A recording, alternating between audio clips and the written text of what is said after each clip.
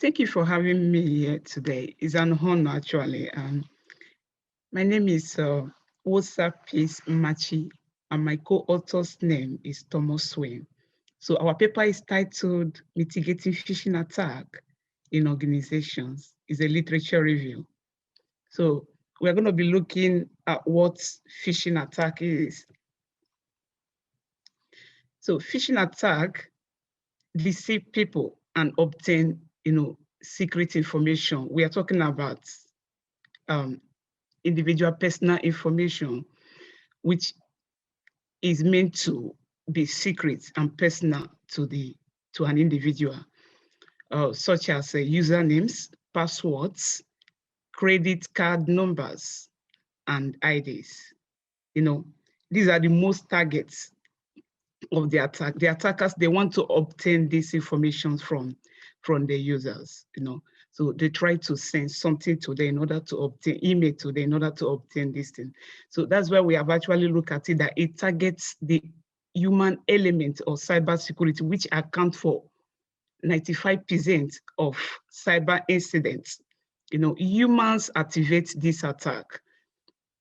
For an example, let me say a user got an email without a user opening it and supplying all these requested information. Believe me, it won't be effective.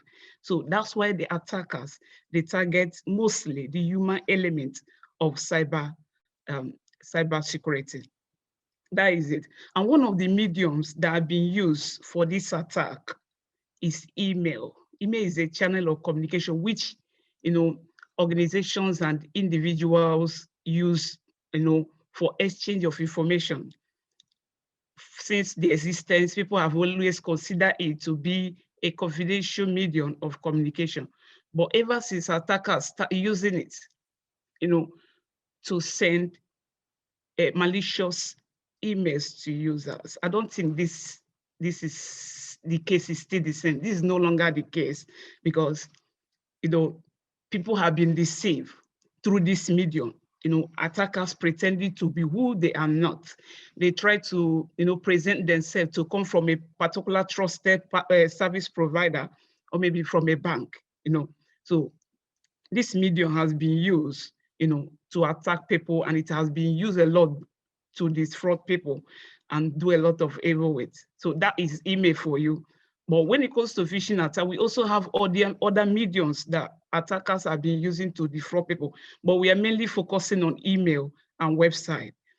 So in search of a solution to mitigate this particular cyber attack called phishing attack, different approaches have been developed, but however, the traditional existing solutions have not achieved, much. Based on my research, we have made, myself and my co-author, it has not assist, the human element we talked about earlier. It hasn't assisted them much. It hasn't done much in assisting them, to identify what a phishing email is and what a legitimate one is. That's why people still fall for this particular attack.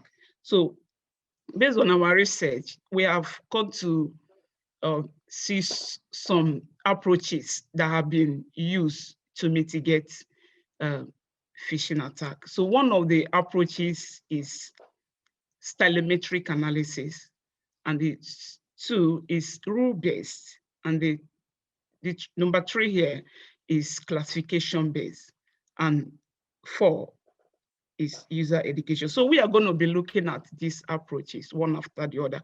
We are going to be treating them, we're going to be picking them one after the other. We're going to look at them to know what they are, So bear it in mind that we are talking about this in the areas of phishing email and the phishing email and the, malicious URL. So looking at telemetrics believes that an individual has got a particular way of writing, a particular way of writing that can be captured as features. So, for example, we are talking about the use of vocabularies. We're talking about how a user uses punctuation marks people write differently, people speak differently, people try to present their words differently. So this is what Telemetry considers. It sees that A has a way of displaying his own writing habits, So that is telemetric, and it believes so much in revealing identity, So we don't know who these people are. We don't know who the hackers are. We don't know who the attacker. We don't know who is sending, who is behind the email we have just received. So with telemetric analysis, this person can be known. That is why I have looked at it. Based on my research, I've discovered that this telemetric method is a very good method to use in mitigating space phishing type of phishing attack, spear phishing, which is one of the identity hiding attack, and also wiring attack. So it's going to tell us who this person is. We don't know who is sending us this email. We don't know if it's the chief officer of a particular bank that the person claimed to be. We don't know if it's one of the customer service from a particular bank that the fisher tried to impersonate. So with this method, we can achieve a lot with it. And let's also bear in mind that this particular method has been used a lot in identifying, in authorship identification, to know who a particular author of a particular book is. Example of that, I've seen example of research on Federalist papers, where the three authors are having dispute over some papers. That is just an example. It's out of our discussion. Thank you. So we are going to be looking at rule-based approaches, which mainly focus on blacklist and heuristic-based. We know what blacklist is. Blacklist is like, it is a database. It stores every list of malicious URLs, bad URLs. It keeps them. Whitelist is just opposite of blacklist. It keeps a list of trusted URLs, genuine URLs. So this is blacklist, and it is rule-based because it works on already set rule. They work based on the condition given to them. So that's blacklist. So what blacklist does is when a user sends a request, it tries to compare the URL. Just like, let me say, for example, a user's try to access something, maybe a particular URL, or try to access a particular website. So it compares it, blacklist, compare that URL to what it has got already in the list. So where there is a match, that means, oh, we got this URL. That means it's bad, it's not right, it's malicious. So where there is match in the list, it got it in the list and it matches with what the user have requested for. So it just sends a warning, or let me say a notice to the user, to the browser. It sends a warning that, okay, telling the user, please don't consent to this request because it's malicious. It just say, don't consent to it, don't accept it. So blacklist on its own is a very good approach, but it's still limited in deleting newly created phishing website, which, based on this gap, research was made and heuristic-based came into existence, and it has been able, heuristic-based has been able to do that which blacklist couldn't do. Are you getting? So that thing that blacklist was not able to do, heuristic-based came, and it is able to do that. It can recognize newly created phishing website, and rule-based generally perform well on unknown set rules. Just as I said before, they work based on condition. When they don't know the rules, they don't perform very well. That makes even the heuristic part, the heuristic base, to have a high false alarm rate. So when it comes to rule-based approach, it has a high false alarm rate. Why? Because they don't know what to do in the face of what they know nothing about. They get confused. Let me use the word. They don't know what to do. So because they have no condition to do anything like that, because things are generally done manually when it comes to rule-based, and it has difficulty in updating the rules. That is the point we are trying to drive here. So proceeding to the next point, we have classification based. Classification, either clustering or classification. it can effectively detect phishing using machine learning and deep learning. That is it.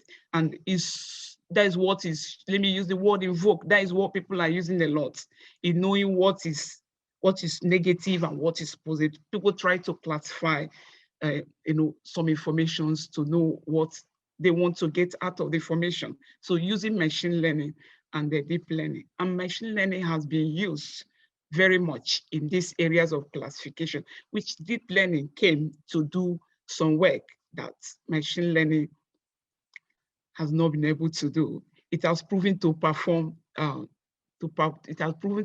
much better than machine learning. So with machine learning techniques, small data sets can be used. We can use a small data set to achieve a very good accuracy with machine learning, very small data set. And this has actually made a lot of people to use this method because it doesn't require much data set. It doesn't require a large amount of data set, and a good result will be provided. But with deep learning, a large data set is required for a better performance. And deep learning can catch newly created phishing URL. So with this in mind, based on our research, we have discovered the differences between machine learning and deep learning. And we have also seen the performance of machine learning and the performance of deep learning. So deep learning has done much in doing so many work that machine learning couldn't do, high accuracy performance. But with the issue is the point I've made before is data sets. So let's proceed further to the user education. Along all the technical solutions, user education is one of the approaches used to combat cyber threats. We are talking about phishing attack, cyber threats, phishing attack types.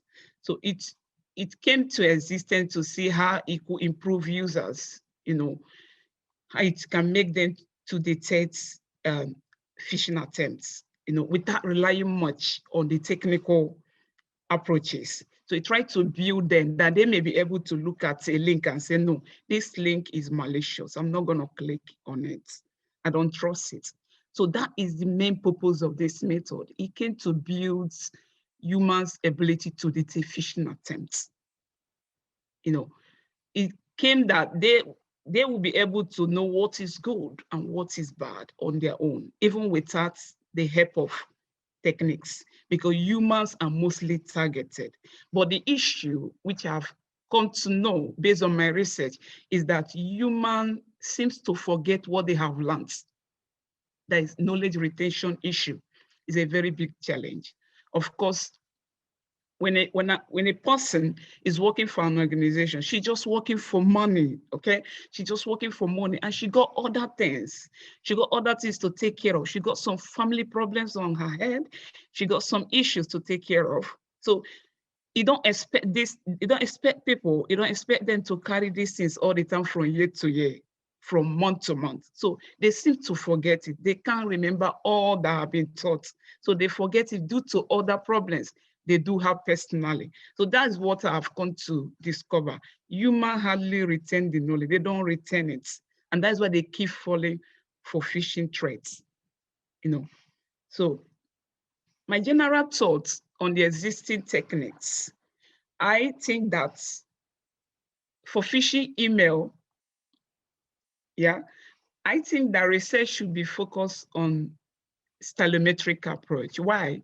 Because it believes it has the capacity, it believes in revealing people's identity. It has the strength, it has all it takes to tell us who the author of a particular email is. It's a very good technique to use. So I encourage that research should go into this much in order to mitigate, most especially the spear phishing cyber attack and the whaling phishing, where people try to act like the CEO, target a particular user.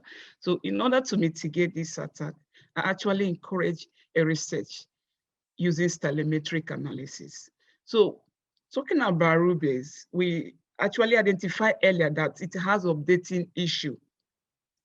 it hardly updates. It doesn't update the way we want it to update.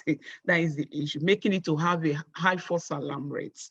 So I have come to a conclusion that, based on my research as well, that if a research in this area using deep learning should be considered, there will be a lot of improvements. Okay, they are using condition statement to program this in using rule. So what happens when we try to, we try to use deep learning to improve this method? It's really going to help, because it's a very good approach in mitigating phishing attack.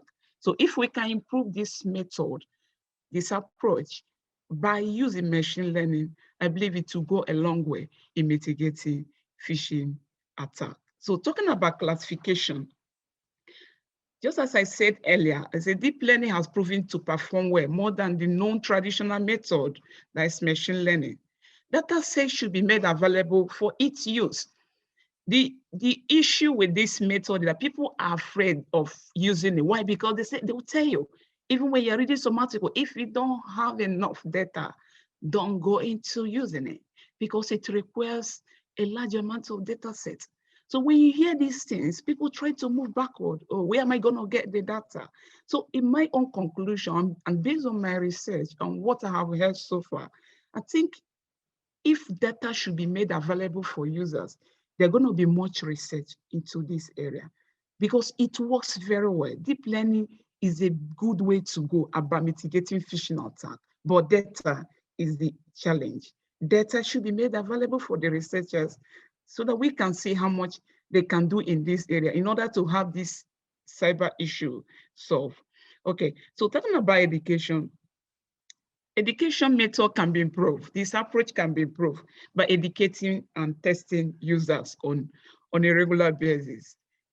I said before that we don't expect people, like, yeah, I've read, I've thought of it. You don't expect people to carry